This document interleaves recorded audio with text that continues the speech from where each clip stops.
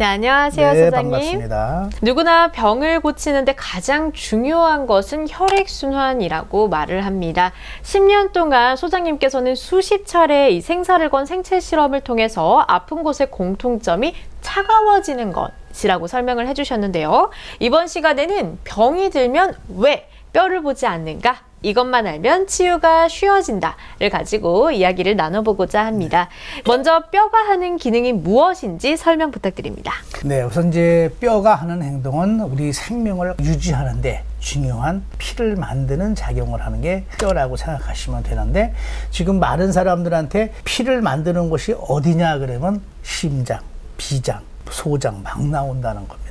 이게 정확하게 모르고 있다는 게 이제 현실이죠. 네, 그러면은 생명을 좌우하는 혈액을 만드는 것이 뼈라는 것을 저희가 새롭게 알게 됐는데, 그러면은 뼈가 부러지거나 괴사되기 전에는 뼈를 보지 않는다는 것도 저희가 깨닫게 되는 말씀인 것 같아요. 근데 뼈가 차가워지면 어떻게 되는 건가요? 우선 뼈가 차가워지면 혈액순환의 시발점이죠. 우리가 먹는 음식 중에 요산, 칼슘, 지방, 단백질이 전부 36.5도 차가워지면 빨리 굽는 거거든요. 그래서 그것이 뼈 속에 그물같이 생긴 구조 있죠. 네. 거기에 들러붙어서 조혈작용을 막고 혈액순환을 막고, 그래서 온몸의 혈액순환을 장애를 일으키는 요인이 시작되는 거지. 시작된다라고 말씀하시면, 그럼 뼈가 차가워지면은 그 뼈에 이제 기름이 굳게 되고 그만큼 혈관이 수축된다라고 이해를 하면 될까요? 네. 그러면 그렇게 되면 어떻게 되는 건가요?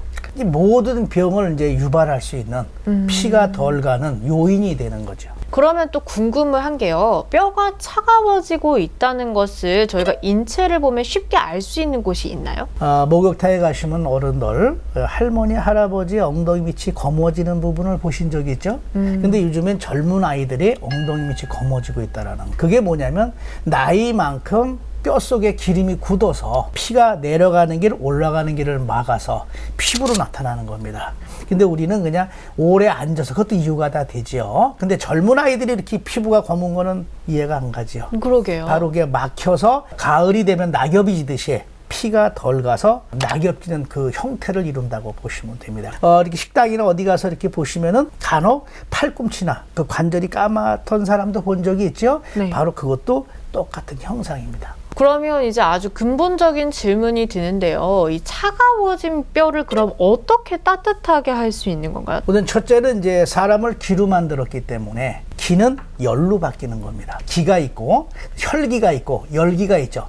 그 심장 36.5도를 열기라고 보면 되는데, 한자에서 또 열기할 때 열은 흑토자가 위아래로 있습니다. 그걸 음양오행이고 또 열을 낸다는 의미가 되는 거, 과학적으로는요. 그래서 우리가 이제 첫째는 36.5도를 24시간 유지시킬 수 있는 게 중요하죠. 그렇죠. 현재보다. 네. 그것이 바로 우리가 이제 하는 게 기잖아요. 네. 그래서 기가 있는데 이와 같은 이제 구리, 아마 이 구리가 인류의 마지막 중요한 금속이라고 하는 걸 봤습니다. 근데 이게 전기나 에너지를 전도체 역할을 하는 거예요. 이게 에너지를 가장 많이 품고 있는 겁니다.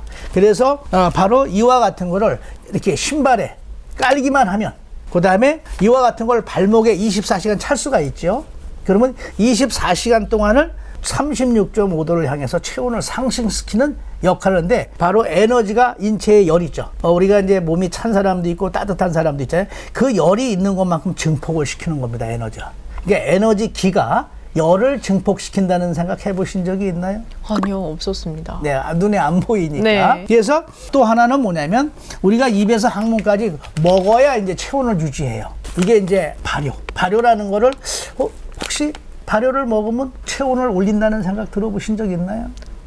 처음 듣게 되는 것 같습니다. 쉽게 들지는 좋다는 거는 알아요. 네, 근데 그렇죠. 이 안에 에너지가 있어서 입에서 항문까지 차가운 거, 나이만큼 차가운 거 있죠. 그게 차서 다른데 피가 덜 가서 결국은 아픈 곳이 생기는 겁니다. 그 다음에 세 번째는 뭐냐면은 바로 이렇게 65도가 나가는, 신기만 하면 잠잘 때 땀이 나지 않고 뜨겁지가 않아요. 그러니까 실천할 수가 있는 겁니다. 6시간을 잠잘 때 쉬지 않고 발이 따뜻하면 몸에 차가운 데가 계속 혈액순환이 되잖아요. 따뜻하게 와서 다시 데펴서 올라가는 겁니다. 그러니까 6시간을 이렇게 온도를 올리니까 안 뜨거워지는 데가 없겠지요. 그러게요. 바로 이런 원리로 무엇을 하든 24시간 체온을 올릴 수 있는 방법이 쉬워야 된다는 겁니다. 생활 중에서. 근데 이런 게 어렵다는 거죠. 뼈를 모르기 때문에. 네, 이렇게 온골 제품들로 이렇게 설명을 해주시니까 더욱더 이해가 쉬웠는데요.